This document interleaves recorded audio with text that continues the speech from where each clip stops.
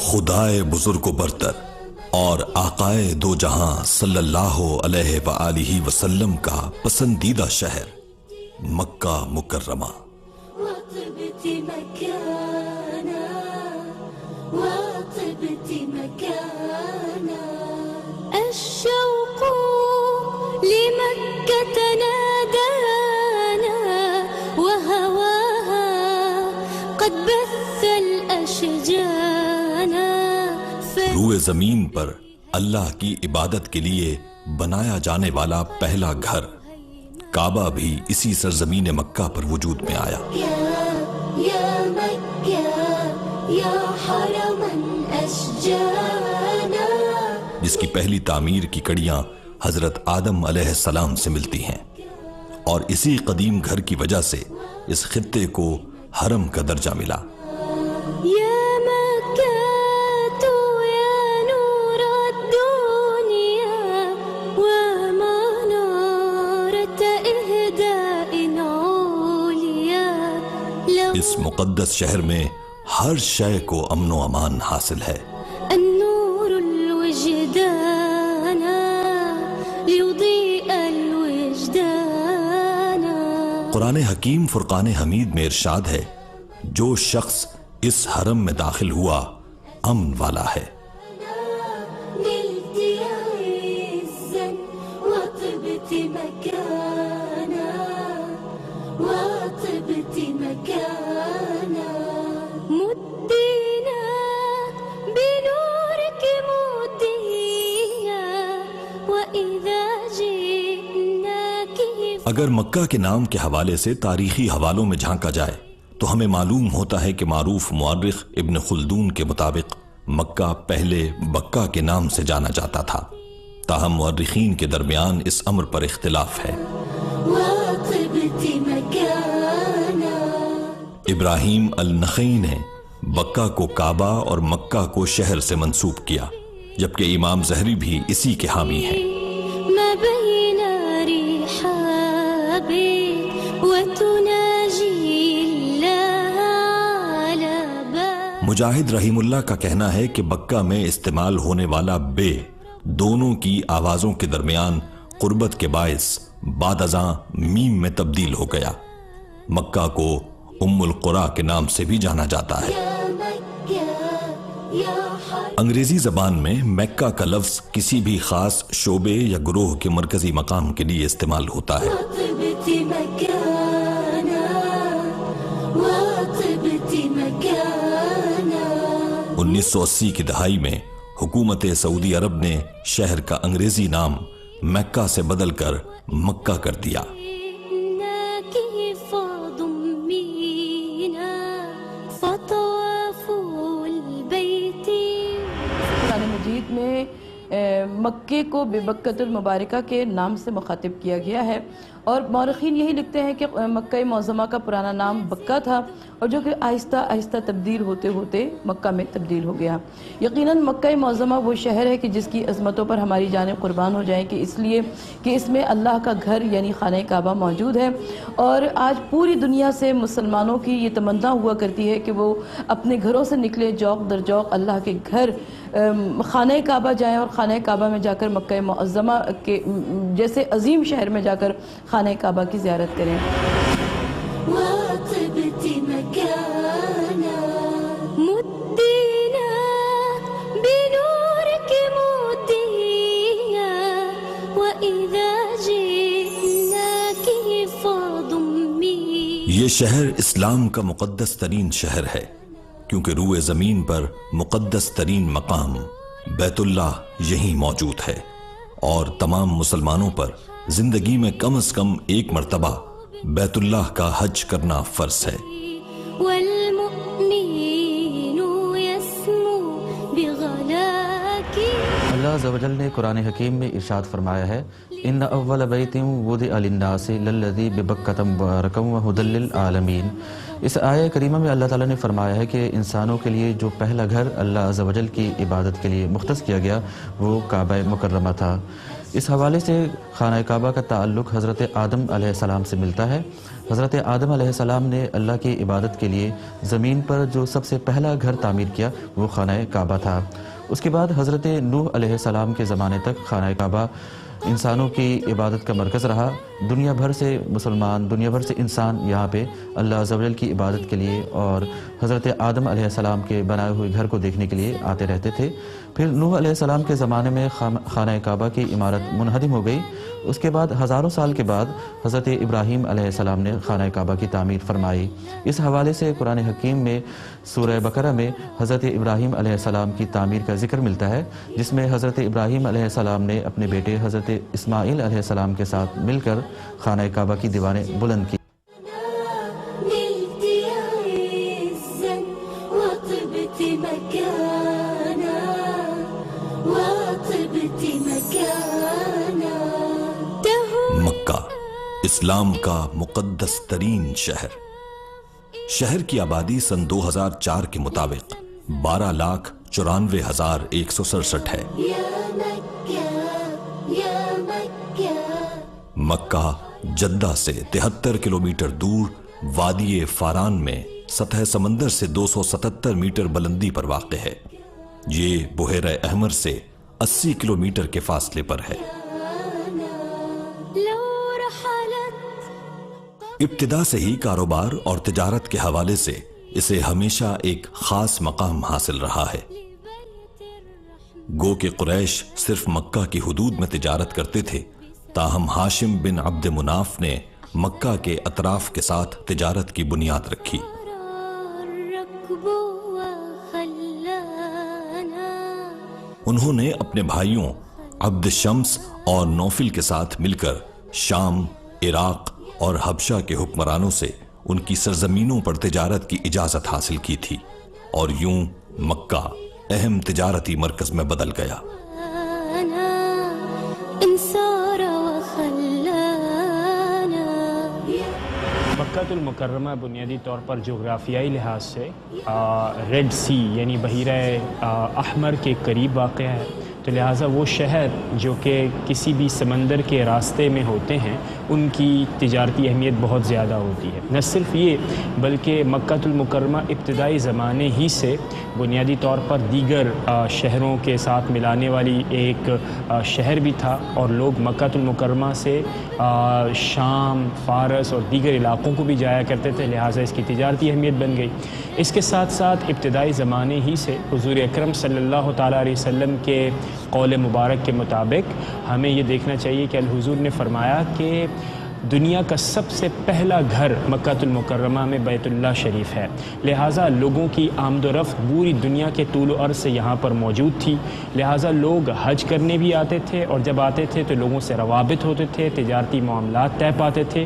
تو اس لحاظ سے دیکھا جائے تو اس کی جغرافیائی اہمیت کے ساتھ ساتھ معاشی، تجارتی اور معاشرتی اہمیت بھی بہت واضح ہے۔ مدينا بنورك مديا وإذا جئناك فضمينا فطواف البيت يزكينا ويزيد المؤمن۔ مکہ وادی ابراہیم میں آباد ہے، جو چاروں طرف سے پہاڑوں میں گھری ہوئی ہے۔ اس کی مغربی جانب جبل قیقان ہے، جنوب مشرق میں جبل سور اور جنوب میں جبل قدئی واقع ہے۔ ويزيد الإيمان مشرق میں مسجد الحرام کے قریب ترین 420 میٹر بلند جبل ابو قبیس اور اس کے پیچھے کوہ خندمہ ہیں۔ قرآن حکیم میں زیادہ تر اس شہر کے لیے مکہ کا لفظ استعمال ہوا ہے، لیکن اس کے ساتھ ساتھ ایک مقام پہ بکہ کا لفظ بھی موجود ہے۔ علماء کرام کے مطابق بکہ مکہ مکرمہ کا قدیم نام تھا جو کہ استعمال کیا گیا ہے۔ کچھ علماء کرام کے نزدیک بکہ سے مراد خانہ کعبہ اور مسجد حرام ہے۔ اس کے علاوہ مکہ مکرمہ کو ام القریٰ اور بلدن آمنہ کے الفاظ سے بھی قرآن میں ذکر کیا گیا ہے۔ اسے امن و آشتی کا شہر قرار دیا گیا ہے۔ مكانا يا مکہ مکرمہ کے شمال مغرب میں جبل الحجون واقع ہے۔ جس کی کدا نامی گھاٹی کی طرف سے نبی اکرم صلی اللہ علیہ وآلہ وسلم فتح مکہ کے وقت شہر میں داخل ہوئے۔ وطبت مكانا الشوق شمال مشرق میں جبل ہرا سطح سمندر سے 642 میٹر بلند ہے، جبکہ جبل سور کی بلندی 728 میٹر ہے، جو مسجد الحرام سے 4.123 کلومیٹر کے فاصلے پر ہے۔ جبل ہرا کی اہمیت کو جاننے کے لیے ضروری یہ ہے کہ حضور اکرم صلی اللہ تعالیٰ علیہ وسلم جب آپ 35 سال کے ہوئے تو آپ نے اپنا اکثر وقت جبل ہرا میں غار کے اندر، جسے غار ہرا کے نام سے جانا جاتا ہے، وہاں پر اپنا وقت گزارنا شروع کیا، اور بالآخر جب آپ کی عمر 40 سال کی ہوئی تو اللہ رب العزت کی پہلی وحی جو کہ حضور اکرم صلی اللہ تعالیٰ علیہ وسلم کے قتل اطہر پر نازل ہوئی، وہ بھی یہیں پر نازل ہوئی۔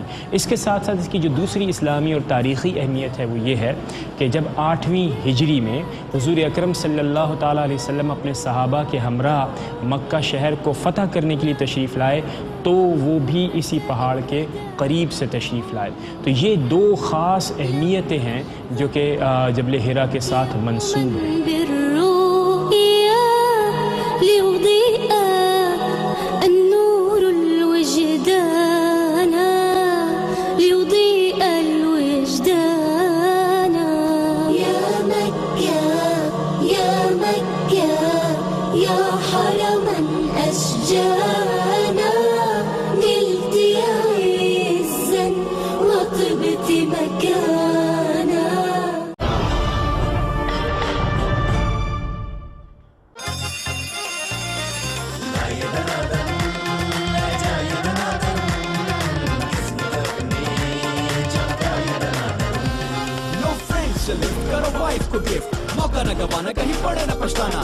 رمضان آفر آ گئی کیا؟ چاند رات سے چاند رات تک کوئی بھی کیسا بھی پرانا گدا لائیے اور ڈائمنڈ سپریم فوم کا نیا میٹرس حیرت انگیز قیمت پر لے جائیے۔ Supreme number 1 quality foam. کیوں ہے کوئی ایسی آفر؟ رمضان کا مبارک مہینہ آ گیا، بھلائی اور فلاح کا سفینہ آ گیا۔ اب اس ایک ماہ تک شب و روز گزریں گے ماہ سیام کی برکتیں سمیٹتے ہوئے، لیکن باخبر بھی تو رہنا ہے۔ تو باخبر سویرا آ رہا ہے خبروں اور رمضان کی سرگرمیوں کا دلچسپ امتزاج لے کر۔ شام رمضان میں باخبر رہیے، بے فکر رہیے، اور ماہ مبارک کی رحمتیں سمیٹتے جائیے پورے رمضان شام 4 سے 6 بجے تک، صرف ARY نیوز پہ۔ This program is brought to you by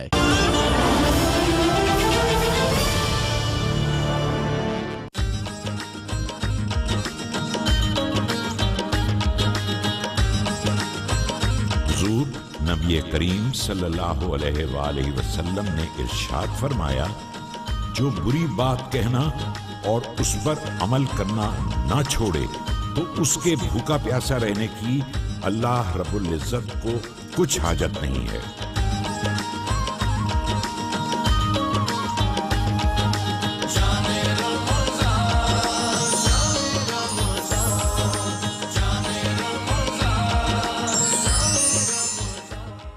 ذہنی امراض کی خاموشی میں اپنوں کو کھونے نہ دیں، انہیں بھرپور زندگی جینے کا موقع دیں، کاروان حیات کا ساتھ دیں۔ For zakat and donations, please call Karwan Hayat at 111 534 111.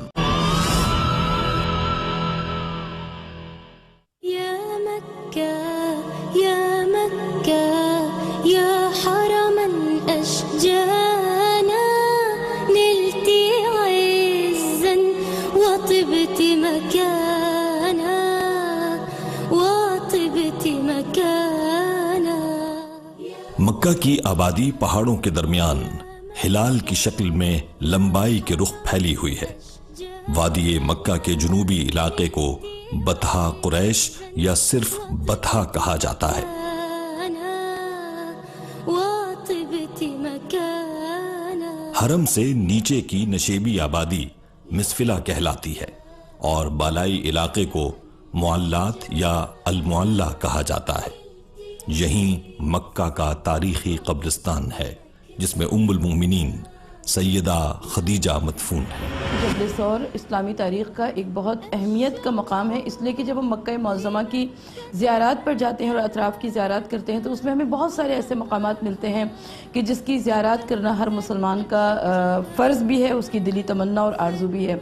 जिस तरह से गारे हिरा है उसी तरीके से गारे सौर भी है, और गारे सौर की तारीख़ी अहमियत यह है कि जब अल्लाह के रसूल सल्लल्लाहु अलैहि वसल्लम शब हिजरत मक्का मुअज़्ज़मा से रवाना हुए और आप अपने मुक़द्दस कदमों की बरकत से यसरब को मदीना मुनव्वरा बनाने का इरादा रखते थे, तो आपने यही वो गार था कि जिसमें पनाह ली थी, और यही वो गार था कि जिसमें अल्लाह के हुक्म से मकड़ी ने जाला तान दिया था और कबूतरी ने अंडे भी दे दिए थे। और जब कुफ़ार और मुशरिकीन मक्का आए हैं आका सल्लल्लाहु अलैहि वसल्लम का ताक़ुब करते हुए और उनके कदमों के निशान के पीछे पीछे चलते हुए, और वो इस गारे सौर के दहाने पर आकर रुक गए। लेकिन यहाँ पर कुछ ऐसे हालात और वाक़यात थे कि जिससे महसूस किया हो रहा था कि यहाँ पर बरसा बरस से किसी ने कदम नहीं रखा है, क्योंकि मकड़ी का जाला भी तना हुआ था और कबूतरी ने अंडे भी दिए हुए थे, लिहाजा वो यहाँ से वापस पलट गए। आका सल्लल्लाहु अलैहि वसल्लम को यकीनन कुफ़ार और मुशरिकीन किसी किस्म की गज़ब नहीं पहुँचा सकते थे, और मदीना को यसरब को मदीना बनना ही था। लेकिन अल्लाह ताला ने ये गारे सौर को अज़मत और अहमियत अता फरमा दी है कि रहती दुनिया तक इस गार का नाम तारीख़ में महफूज हो गया।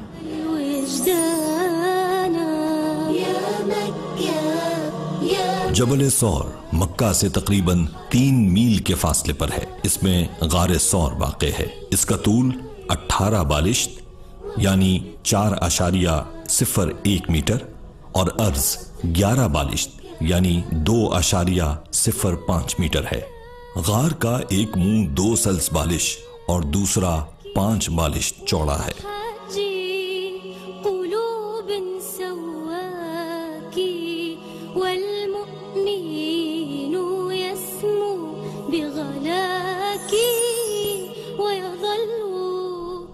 जबल हिरा को जबल नूर भी कहा जाता है।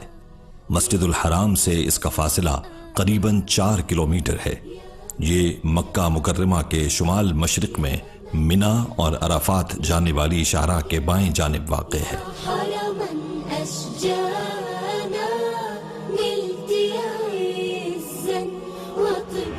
गार हिरा की इस्लामी नुक्ते नज़र से बहुत ज़्यादा अहमियत है। गार हिरा वो गार है जहाँ से इस्लाम की तालीमात का आगाज़ हुआ। कुरान हकीम की पहली वही सूरह अलग की शुरू की 5 आयात, सूरह अलग की पहली 5 आयात गार हिरा में नाजिल हुई। इसी वजह से इसकी बहुत ज़्यादा अहमियत और मकाम है। गार हिरा वो गार है जहाँ से इस्लाम की तालीमात पूरी दुनिया में फैल गईं। इसलिए इसे रोशनी के पहाड़ या रोशनी के गार के नाम से भी मौसूम किया जाता है। तो इस्लाम की तालीमात का नुक्ता आगाज़ गार हिरा है। इस्लाम के पैगाम का नुक्ता आगाज़, इस्लाम के पैगाम की इब्तिदा गार हिरा से हुई। इसी वजह से इस्लामी तालीमात में इस्लामी नुक्ता नज़र से इसकी बहुत ज़्यादा अहमियत है।